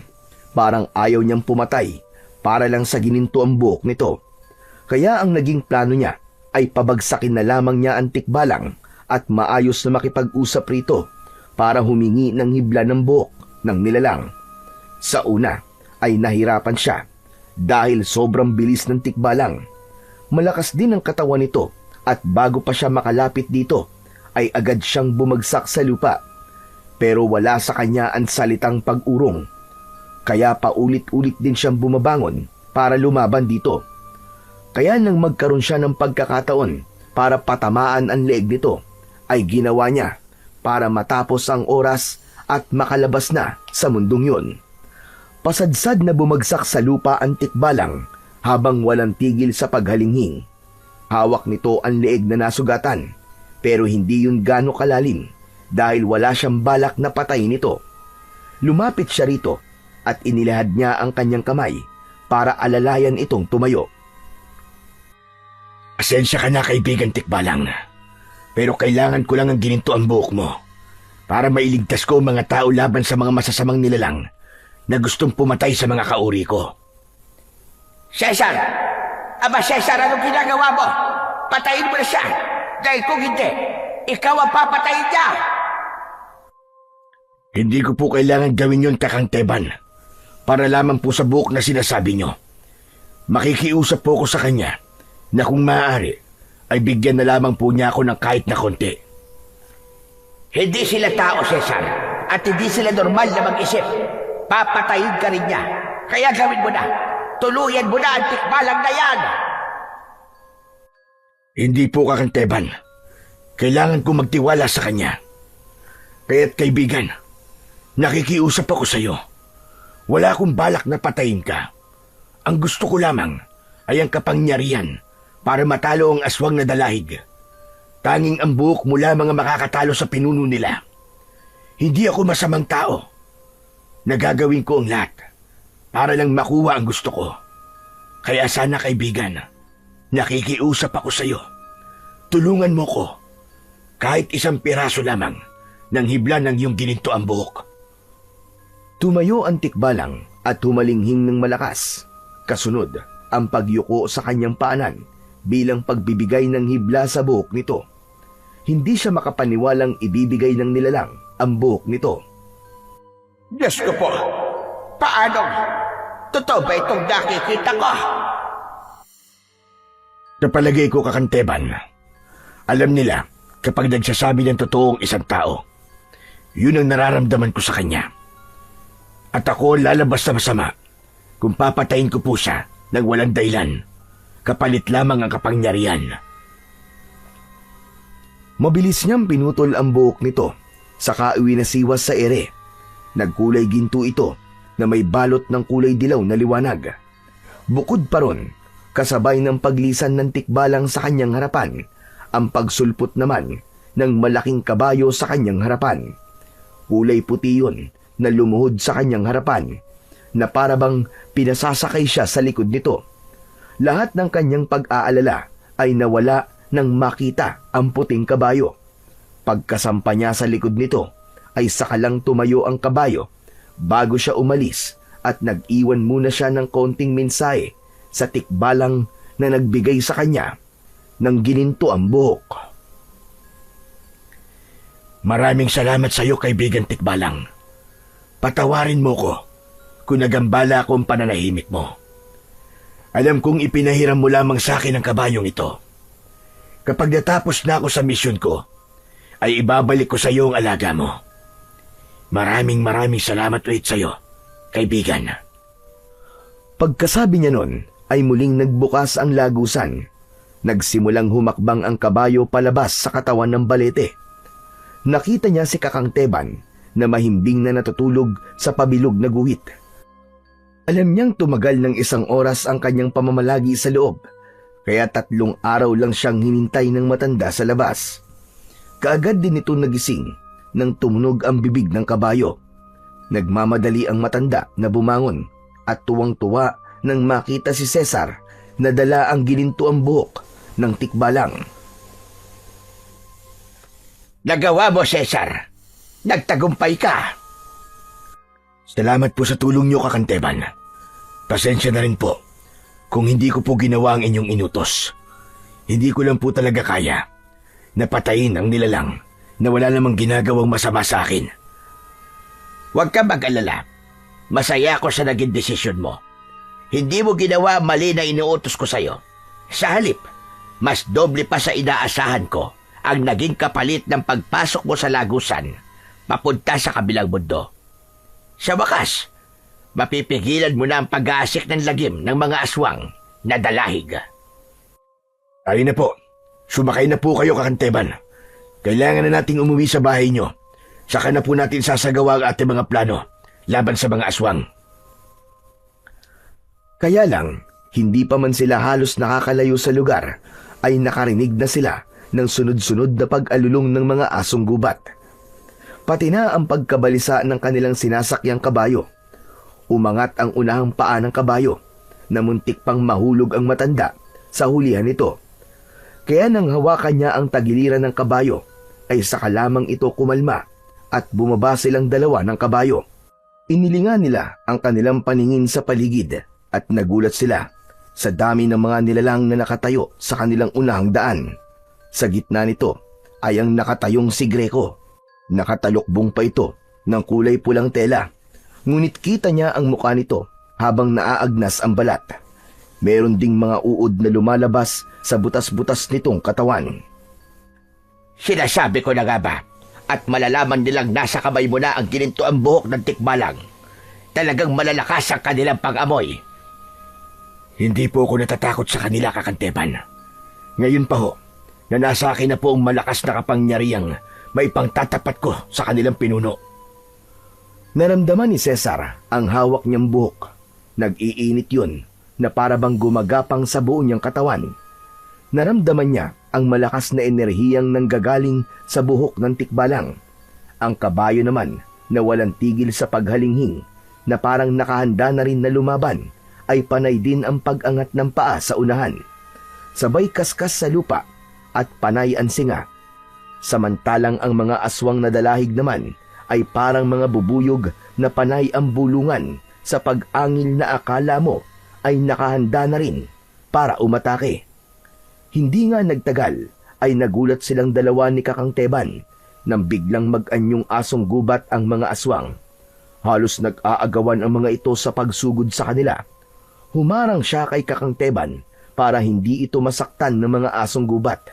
Hindi niya inaasahan na ang buhok ng tikbalang ay biglang humaba na parang isang latigo. Malakidlat sa bilis na inihagupit niya yon sa mga kalaban. Gumuguhit sa hangin ang liwanag na taglay ng kanyang sandata at bawat tamaan ng malalatigo na buhok ng tikbalang ay mabilis na nag-aapoy ang katawan ng mga aswang at parabang natutunaw na kandila. Nakita yun ng pinuno ng mga ito, kaya ito na mismo ang tumakbo para kalabanin siya. Hindi naman niya inaasahan na malakas ang pinuno, kaya halos tumilapon siya sa kabilang gilid ng daan sa lakas ng epekto ng sipa ng pinuno. Natagalan siyang bumangon. Nagulat na lamang siya sa ginawa ng kabayo nang pinagsisipa nito ang mga asong gubat na panay ang sugod sa kanila. Kaya nagkaroon siya ng pagkakataon para muling tumayo at lumaban. Iwinasiwas niya ang kanyang sandata sa hangin at lumikhayon ng malaapoy na bola na tumatama sa katawan ng mga kalaban. Mag-iingat ka, Cesar. May kapangyarihang itim ang pinuno, kaya gawin mo ang lahat para hindi niya maagaw sa iyo ang ginintuang buhok ng tikbalang. Nilapitan niya ang kabayo.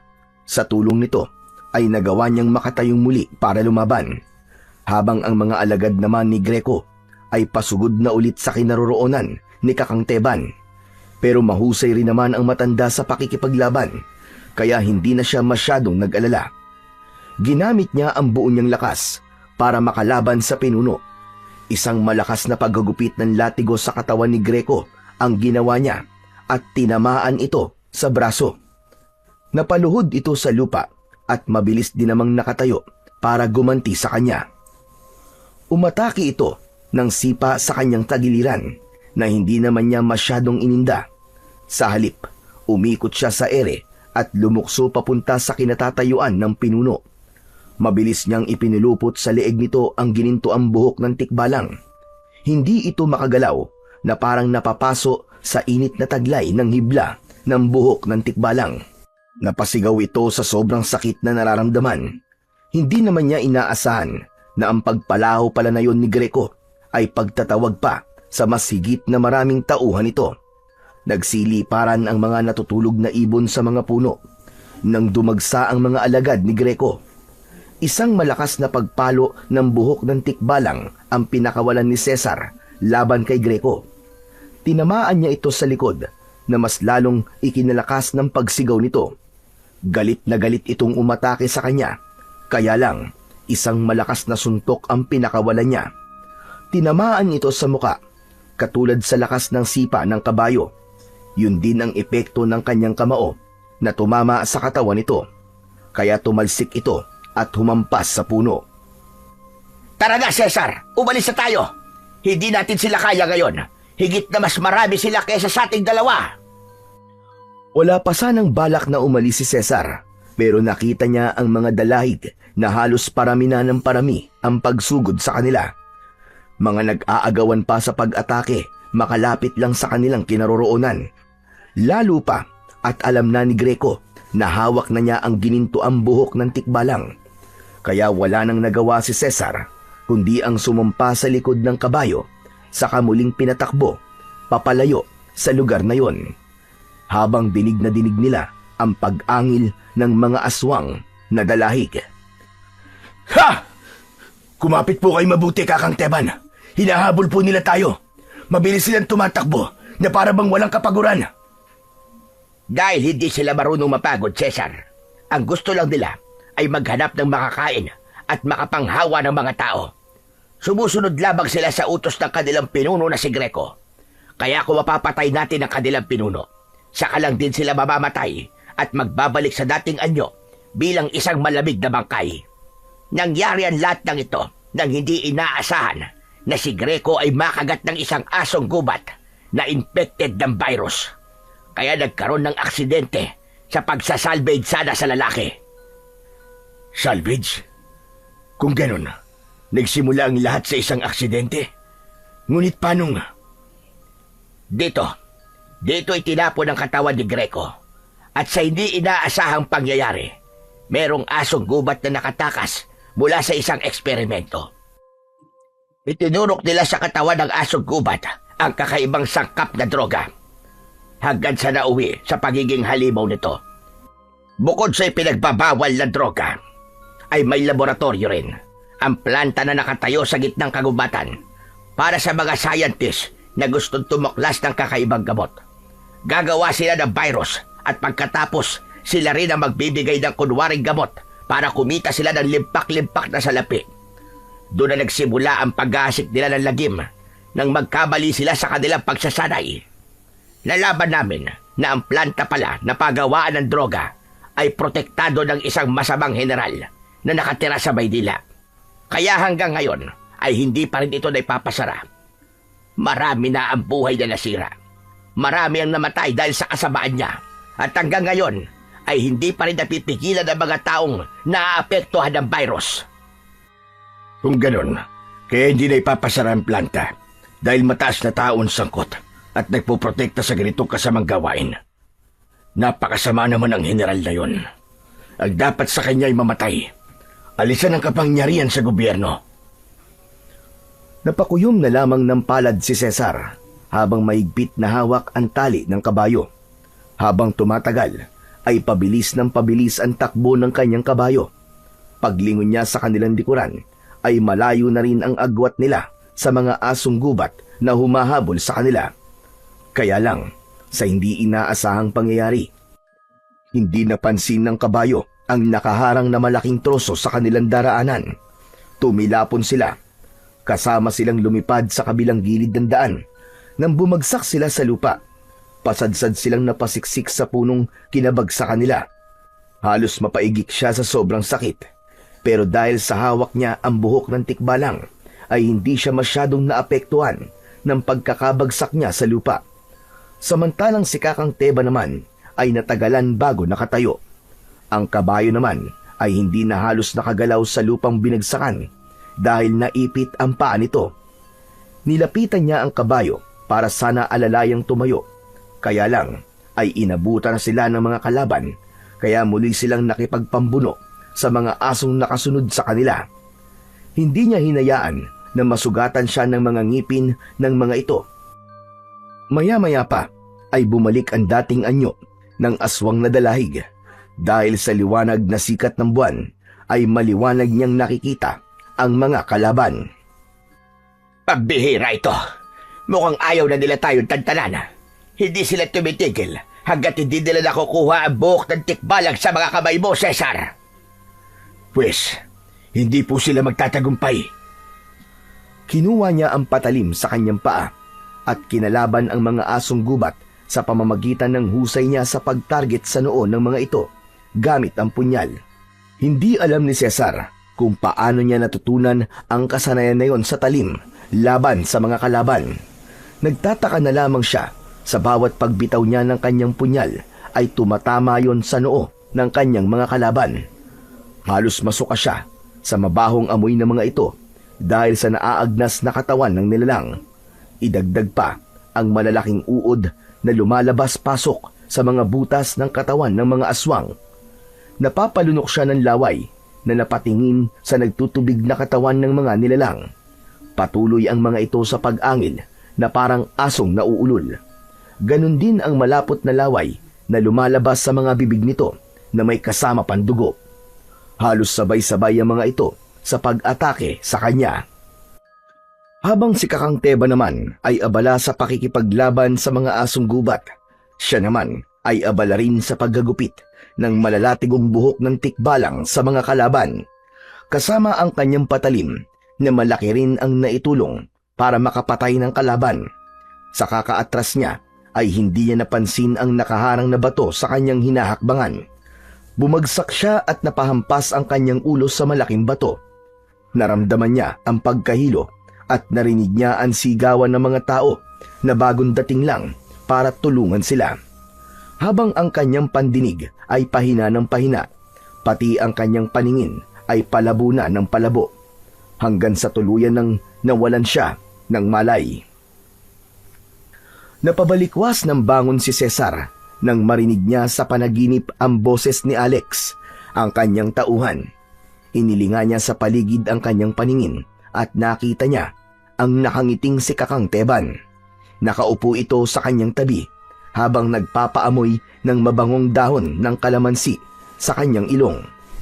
Bumalik sa kanya ang lahat ng alaala bago siya napadpad sa lugar na yon, hanggang sa alaala kung paano siyang nakipaglaban sa mga aswang.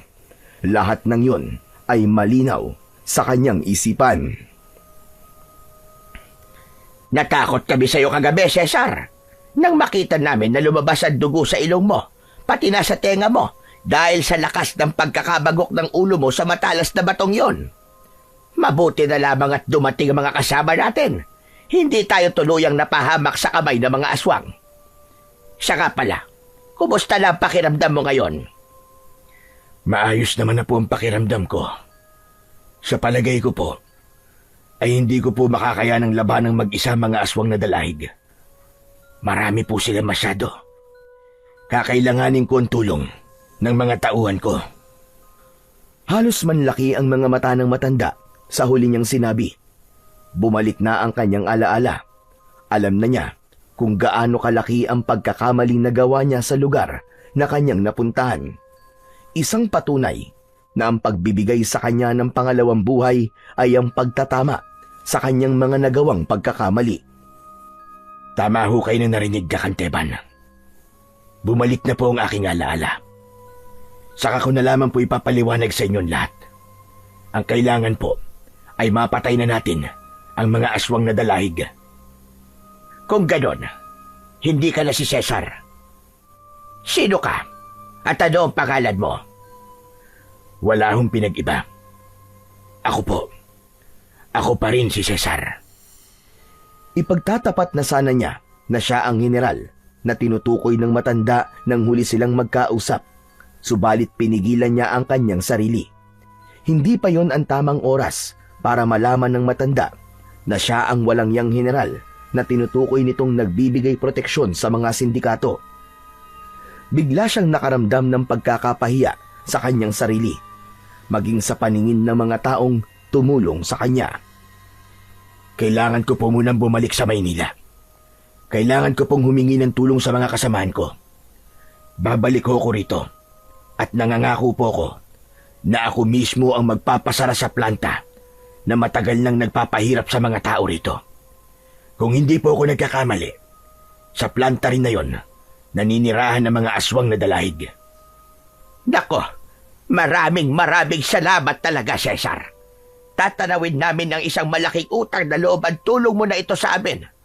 Umaasa ako na babalik ka at tutuparin mo kung anong ipinangako mo sa amin. Magtiwala lamang po kayo, Kakang Teban. Huwag po kayo magpasalamat sa akin. Kung tutusin, ay kasalanan ko po ang lahat. Paano ka pala makakabalik sa Maynila, Cesar?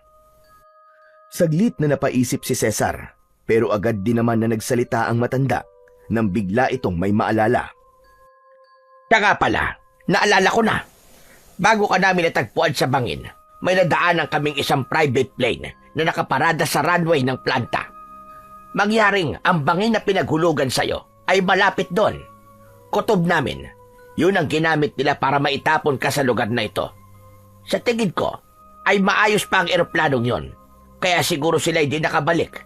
Dahil doon pa lamang ay inatake na sila ng mga aswang. Kaya hindi nila natapos na maayos ang pagpatay sa'yo. Samahan niyo po ako sa lugar na yon, Kakang Teban.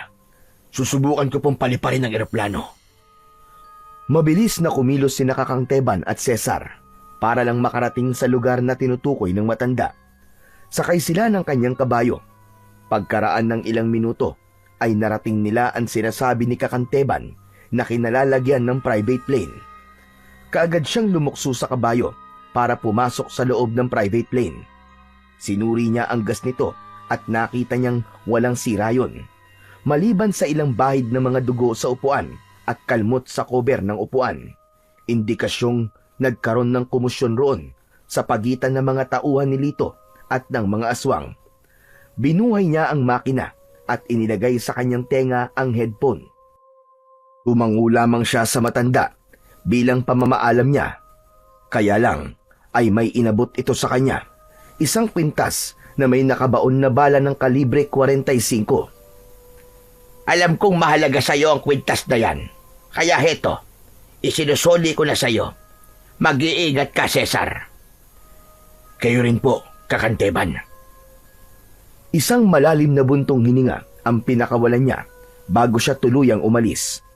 Tanaw pa niya sa ibaba ang nakatingalang matanda bago siya tuluyang umalis sa lugar na yon. Gagawin niya ang lahat. Mapalaya lamang ang mga ito sa kamay ng mga aswang. Halos tumagal ng 2 oras ang naging biyahe niya bago siya tuluyang lumapag sa kanyang mansyon. May sarili siyang lapagan ng eroplano sa kanyang nasasakupan na sakto lamang para sa isang maliit na eroplano. Pagbaba niya ay nagulat siya sa naging itsura ng kanyang bahay. Marami ang nagkalat na tuyong dahon sa paligid, nakakandado rin ng gate at halatang walang tao. Maingat siyang bumaba ng hagdan pero nagulat siya sa biglang pagsasalita ng lalaki sa kanyang likuran. Sino ka? Bakit pumasok ka rito nang walang paalam? Magsalita ka. Kung hindi, bubutasin ko ng bala ang ulo mo. Humarap si Cesar sa lalaking nagsasalita at ganun na lamang ang panlalaki ng mga mata ni Alex nang makilala nito si Cesar. General! Diyos ko, kayo nga! Saan kayo naggaling? Bakit ngayon lang kayo? Ang tagal niyong nawala. Mahabang istorya, Alex. Ang hirap ipaliwanag kung paano ako nakaligtas sa kamay ni Lito. Nabalitaan ko nga rin po nangyari sa inyo. Alam niyo bang inagaw na ni Lito ang pamamahala sa mga dati nating pinoprotektahan? Ang balita po namin patay na kayo. Diyos ko, salamat General at buhay pa kayo. Kaya lang, paano kayong nakuha ni Lito? Ang lintik na yon. Nakatakas siya nung ipapatay ko siya sa inyo. Nalaman ko na may kasama tayong traidor. Mabuti na lang at hindi ko pa talaga oras ng mga sagdaling yon. At hindi pa ako namatay. Ibinaba ni Alex ang hawak nitong baril. Maya-maya pa ay isa-isa nang nagpakita sa kanila ang kanyang mga tauhan. Kaya mas lalo siyang nagtataka sa sitwasyon ng mga ito sa bahay niya. Ano nangyari sa inyo? Saka bakit parang nagtatago kayo sa mansyon ko? Marami sa mga tauhan natin ang pinatay ni Lito. Salamat naman General at nakabalik na kayo. Mababawi na natin ang mga kinuha nila sa atin. Hindi, Alex. Wala tayong babawiin dahil wala tayong pag-aari. Lilinisin natin ang buong Maynila laban sa mga sindikatong nagpapahirap sa ating mga kababayan. Hindi na ako babalik sa masamang gawain. Pero sa ngayon, kailangan kong tulong nyo. Kailangan nyong sumama sa akin. Pero, kulang na po tayo sa mga tauhan. Tatawag ako ng press conference para sa paglilinaw sa bigla kong pagkawala. Sa ganung paraan, babalik ang dati nating mga tauhan. Alam ko na ang mga tapat at mapagkakatiwalaan ng mga tauhan ko ay handang sumama sa akin kahit saan. Matutulungan mo ba ako, Alex? Alam niyo naman po na sa inyo po ang buong katapatan ko Pagkatapos nilang mag-usap, ay nagpatawag nga ng press conference si Cesar. Nakarating na rin yun sa pangkat ni Lito na buhay pa ang general. Kaya halos maubos ang basyo ng bala nito sa galit nang malamang hindi napatay si Cesar. Marami ang nagpasalamat na sa wakas raw ay nakabalik na ang tirador ng Maynila. Dahil sa pagkalat ng balita, pati si Don Manolo ay kagad na bumisita sa kanya sa mansyon para alokin siya na ituloy ang kanilang naudlot na pinag-usapan. Ipinahuli niya ang mga ito sa mga pulis. Ibinigay niya rin ang mga ebidensya sa mga pulis at isiniwalat niya na ito rin ang nagpanakaw ng mga gold bars sa mga turista. Marami ang naipakulong ni Cesar. kasama ang matataas na uri ng mga sindikato. General, ano po bang gagawin natin kina Lito? Madalas ko po makita ang mga tauhan niya. Pinapamanmanan po tayo. May alam na akong paraan kung paano silang mapapanagot sa naging atraso nila sa atin. Pero malaki ang magiging pakinabang ko sa kanila kapag hahayaan natin silang sumunod sa atin sa Mindanao. Ano po bang gagawin natin sa lugar na yun, General? Tatanaw lang ako ng utang na loob sa mga taong nagligtas sa buhay ko. Bakit po kailangan isang batalyon pa po ang isasama natin? Dahil isang batalyon din ng mga aswang ang makakaharap natin doon sa planta ni Don Manolo. Pupunta tayo ron para pumatay ng mga aswang na dalahig. General, parang ang laki na po ng pinagbago nyo. Ano po nangyari sa inyo? At bigla kayo nagkaganyan. General, hindi po totoo ang mga aswang. Hindi ako nasisiraan ng ulo, Alex. Totoo na aswang ang kalaban natin. Kung sa bagay, wala namang mawawala sa akin kung sasama ako sa inyo. Isa pa, sakay naman tayo ng C-130. Sakay na sila ng C-130 helicopter ay abala pa rin sila sa pag-uusap. Lalo pa at alam nilang nakasunod sa kanila ang pangkat ni Lito na gigil na makaganti sa kanya. Napapangiti na lamang siya habang pinagmamasdan ang marami niyang mga tauhan na magkakaharapang nakaupo sa loob ng sasakyan. Ilang sandali pa ay lumapag na ang kanilang sasakyan sa malawak na damuhan. Mabilis silang nagkubli sa makapal na puno ng kahoy para hindi sila mapansin ng mga tauhan ni Lito. Alam niyang ang balak lang ng mga ito ay pigilan siya sa pagpunta sa planta na pinoproteksyonan nito. Sinadya niyang magpasunod dito nang kahit na papano ay may magagamit siyang pain sa mga aswang na dalahig. Hindi niya inaasahan na makikita niya roon si Kakang Teban.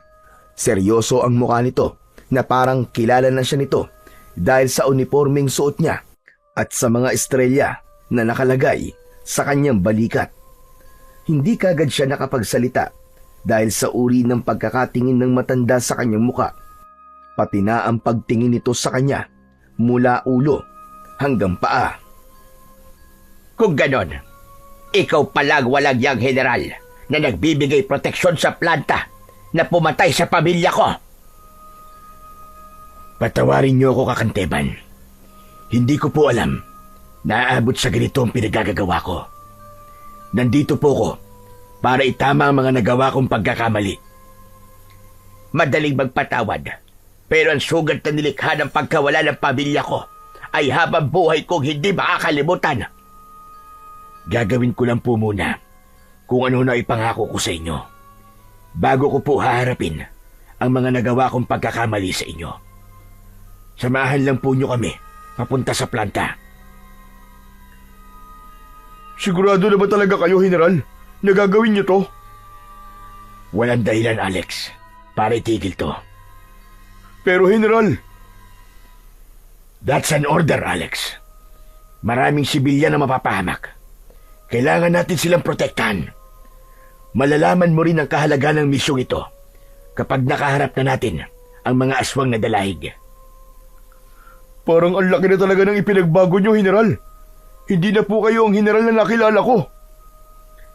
Sinasabi mo bang hindi ka sang-ayon sa pagbabagong ginawa ko? Ay hindi. Hindi po, General.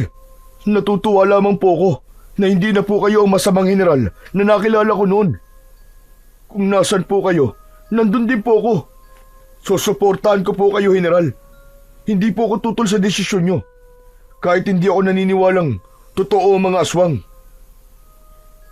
Totoo ang mga aswang. Pero ang nilalang napapatay nyo ay gawa-gawa lang ng mga taong nagkamali sa kanilang eksperimento at sa kasawiang palad. Isa sa mga planta na dati niyong pinoproteksyonan ang nakagawa ng ganitong pagkakamali.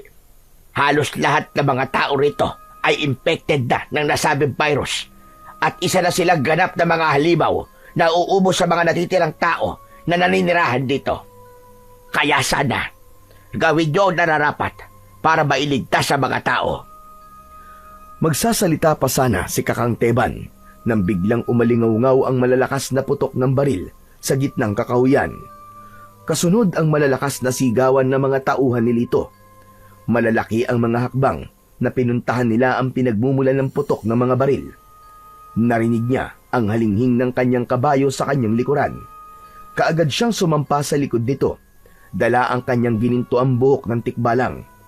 Inihanda niya rin yun habang ang liwanag na taglay nito ay kitang-kita niyang nakabalot sa kanyang sandata. Nagsimula na rin ang pagliwanag ng buong katawan ng kabayo. Sabay patakbo niya sa kabayo. Siya! Nauna na siya sa kanyang mga tauhan kasama si Kakanteban. Narating nila ang planta na nakatayo sa gitna ng kagubatan at nagulat sila sa dami ng mga aswang na lumalantak sa katawan ng mga tauhan ni Lito. Hindi ito basta-bastang tinatablan ng mga bala ng baril kung hindi ito mapapatamaan sa ulo. Kaya naman, mabilis siyang bumaba ng kanyang kabayo at inasinta niya ang ulo ng mga halimaw. Maya-maya pa ay dumating na rin ang kanyang mga tauhan. Walang habas na pinagbabaril ng mga ito ang mga nilalang na nagpalit ng anyo bilang isang asong gubat. Si Kakanteba naman, gamit ang tungkod, ay sumugod na rin sa mga kalaban, habang si Greco ay nananatiling nakatayo malayo sa mga alagad nito. Sa likod nito, ang mga asong gubat na panay ang pag-angil na parang asong nauulol. Naghihintay lang ang mga ito ng hudyat ng pinuno nito.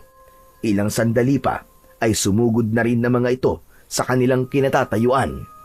Marami ang nasawi sa pag-atake ng mga halimaw. Isa na roon si Lito na halos maputol ang katawan sa malaking pinsalang na tamo. Nagkalat din ang mga basyo ng bala sa lupa, pero parang hindi nauubos ang mga kalaban. Kaya naman, nagpapaputok sila ng baril habang humahakbang ng paatras. Habang siya naman ay humahakbang ng pasulong gamit ang malalatigong ginintuang buhok ng tikbalang. General! Mag-iingat ka po sa paglapit sa kanila! Si Greco kailangan mong puntiryahin ng hawak mong ginito ang buhok ng tikbalang. Patamaan mo siya sa kanyang leg. Ito na ang katapusan yung lahat. Paputukan sila! Umalingaw-ngaw sa buong kagubatan ang malalakas na tunog ng baril. Habang ang maririnig naman sa kabilang panig ay ang angil ng mga asong nasasaktan. Halos abalaan lahat sa pakikipaglaban sa mga aswang na dalahig. Habang si Cesar naman ay si Greco ang kanyang pinuntirya. Sadya pa itong nagpahabol sa kanya, pero dahil taglay niya ang bilis na katulad ng sa kabayo, mabilis niyang naabutan ito. Sinakal niya ito ng kanyang hawak na buntot ng tikbalang, pero nakaikot ito at nakaganti sa kanya ng sipa sa sikmura. Napaatras siya sa lakas ng impact ng paa nito sa kanyang sikmura. Kaya naman, sumerko siya sa ere para gumanti rito ng sipa sa ulo. Bumagsak ito sa lupa na mabilis din naman niyang sinabayan ng paghagupit ng kanyang sandata. Tinamaan ito sa leeg, kaya sinamantala naman niya ang pagkakataon na yon. Niluhuran niya ito sa sikmura bago niya sunod-sunod na pinagpapapalo ng gininto ang buhok ng tikbalang ang leeg nito hanggang sa masunog ang buo nitong katawan. Nang tumingin siya sa mga kasamahan niya na abala pa rin sa pakikipaglaban sa mga natitirang aswang, ay nakita niyang isa-isa nang bumabagsak sa lupa ang mga kalaban hanggang sa masunog ang mga ito na parang mga natutupok na kandila. Napuno ng usok ang buong paligid, sakto naman ng pagdating ng mga tao, at nakita ang mga nagkalat na katawan ng mga aswang sa damuhan. Habang ang kanya namang kabayo ay katatapos lang ding sipain sa muka ang asong gubat na kalaban nito. General! Nagawa niyo po! Natalo po natin ang mga aswang! Hindi ko akalaing totoo mga aswang. Iniisip ko tuloy na baka nasisiraan na kayo ng ulo Talagang alam ko naman na ganun ang iniisip mo sa akin. Pero salamat sa Diyos. Malaya na mga tao sa lugar na ito. Oras na para bumalik tayo sa Maynila. Maraming salamat sa naging pagtulong nyo sa amin, Cesar. Ay, hindi lang pala basta Cesar. Pasensya na po, General Cesar. Hindi na po kailangan ganun, Kakanteban. Cesar na lamang po. Kakanteban, muli po ako nagpapasalamat sa inyong lahat sa nagawa niyo pong pagtulong sa akin sa pagliligtas sa aking buhay. Patawarin niyo po ko kung isa ako sa naging dahilan ng pagkawala ng pamilya niyo. Ngunit ipinapangako ko po, asahan po ninyo na itatama ako na ang lahat ng nagawa kong pagkakamali. Tao lang din kami, General, na kayang magpatawad sa mga nagkakasala sa amin. Hangad naming lahat na tutupad ka sa mga naging pangako mo. Itatama mo ang iyong pagkakamali at huhulihin ang mga taong nagkakasala sa batas. Pinapangako ko po, Kakanteban. Maraming salamat po sa inyo. Nauna nang umalis ang kanyang mga tauhan kasama si Alex. Naiwan siya dahil kailangan pa niyang magpaalam sa kanyang kabayo at isoli ito sa mundo nito. Pero nagulat siya nang bigla itong maging isang tikbalang. Ang tikbalang na nagbigay sa kanya ng kapangyarihan. Isusoli niya sana ang buhok nito, subalit tumanggi ito at gamitin daw niya sa paggawa ng mabuti sa kapwa at sa pagpapatupad ng patas at pantay-pantay na pagtingin sa batas. Sana raw ay meron siyang natutunan sa mga nangyari sa kanya. Naipasara niya ang planta at sinira ang mga kagamitan doon. Inilihim niya ang tungkol sa masama niyang gawain. Sa halip, gumawa siya ng kabutihan sa pamamagitan ng isa-isang pagdadakip sa mga kawatan at kumakalaban sa batas. Marami ang mga nahuling sindikato. Marami ding naipasara na mga bahay-aliwan. Ganon din ang mga naipasarang pasugalan at nasabat na milyong-milyong halaga ng bawal na gamot mula sa mga dayuhan. Sumikat ang pangalan ni General Cesar na hanggang ngayon ay tangan pa rin ang ginintuang buhok ng tikbalang. Hindi lang siya general para sa mga batas. Isa rin siyang general na kumakalaban sa mga masasamang elemento na nagtatago sa dilim. Sa tulong ng kanyang tapat na tauhan na si Alex, naniniwala din siya na bilang isang general at sa paggawa ng mabuti ay marami siyang magagawa para itama ang sistema na umiiral sa ating bansa. Hindi lamang sa mga masasamang elemento, kundi maging sa mga tulad niya na nasa katungkulan na mas masahol pa sa mga aswang na gumawa ng kasamaan. Nangako siya sa kanyang sarili at sa Panginoon na gagawin niya ang lahat, mapuksa lamang ang lahat ng uri ng kasamaan, kahit na ang maging kapalit nito ay ang sarili niyang buhay.